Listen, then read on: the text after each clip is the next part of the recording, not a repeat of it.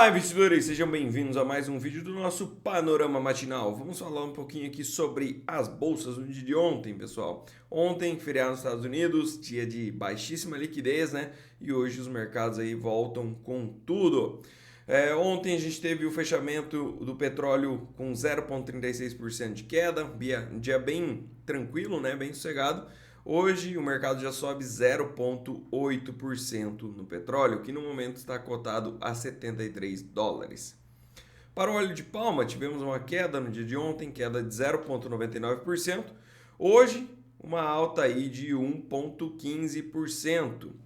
Para o óleo de soja, hoje temos uma negociação aí de 0,52% de alta, lembrando que ainda temos aqui a resistência a ser vencida na região dos 48,80 no óleo de soja. Para a soja em grão, hoje temos um dia de alta lá no pregão de Chicago, subindo 0,61%, isso dá 7 centavos por bushel. Para o farelo, alta também, 1,3% de alta no momento. Movimento interessante aqui, né? Será que essa barra aqui indica a marcação de um fundo neste mercado? A gente tem que acompanhar. A resistência fica lá em cima na casa dos 386, mercado no momento a 366. Para o trigo, pessoal, uma alta tímida no dia de hoje, sobe 0,17% apenas. Já dá para a gente apagar essas flechas aqui, né? O mercado tem agora uma resistência na casa dos 6 dólares e a princípio, se vier perder a mínima de sexta-feira, pode vir buscar aqui os patamares de 5,57 dólares por bushel. Para o milho, muita dificuldade lá nos Estados Unidos, muito mesmo.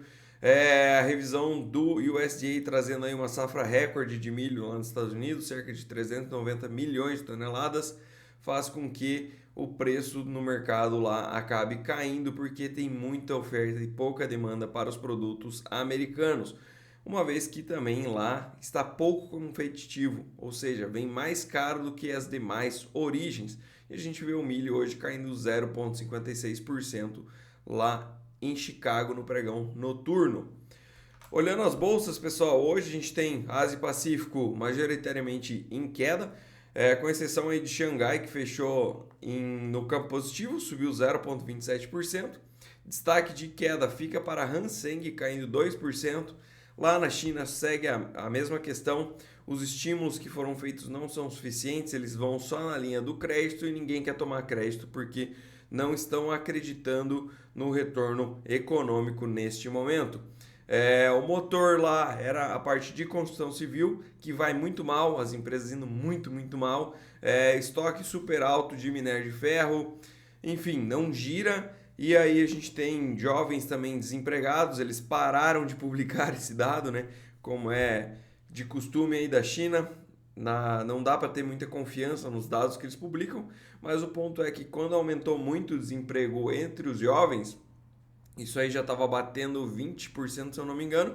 Eles pararam de publicar e até então a gente não tem mais dados sobre isso, mas deve continuar numa crescente, né? Então acaba que a força motriz deles lá não está conseguindo retomar, né? E sem falar que eles têm muitos imóveis sem ninguém morando, sem nenhum interesse de compra. E lembrando, os chineses eles não podiam comprar mais de um imóvel, né? Agora, se eu não me engano, eles podem comprar 2, mas o fato é que ninguém está querendo tomar essa dívida. Enfim, para a Europa, no dia de hoje, a gente tem Eurostock 50 caindo 0,56% no momento. Isso é o nosso termômetro lá para a Europa, né? Lembrando que ele reúne as 50 maiores ações em termos de negociação, as 50 maiores empresas. E a gente vê aí a Alemanha caindo também muito bem, 0,62%. A gente tem a Espanha caindo 1,03%. O fato é que toda a Europa hoje no negativo. Para a parte de futuros, temos aí o S&P 500 considerável essa queda aqui, tá, pessoal? 0,55% de queda e Nasdaq com 0,69% de queda. Ou seja, hoje tende a ser um dia mais pesado. Ontem aqui a nossa bolsa trabalhou durante um bom tempo no negativo, mas conseguiu fechar o dia no positivo, subiu 0,41%. E provavelmente hoje a gente veja uma remarcação nessas cotações aqui da nossa bolsa também, seguindo o cenário externo, porque aqui no Brasil Os nossos parlamentares ainda estão em férias, voltam só aí na primeira semana de fevereiro. Então o nosso cenário político ele está muito calmo, a gente não tem motivadores internos para descolar do mundo, seja para cima ou para baixo. Então a gente tende a seguir aí as demais bolsas ao redor do mundo num tom mais negativo. Apesar de a gente ter hoje um petróleo subindo 0,66%, a gente tem na outra ponta o minério caindo praticamente a mesma variação, 0,47% de queda.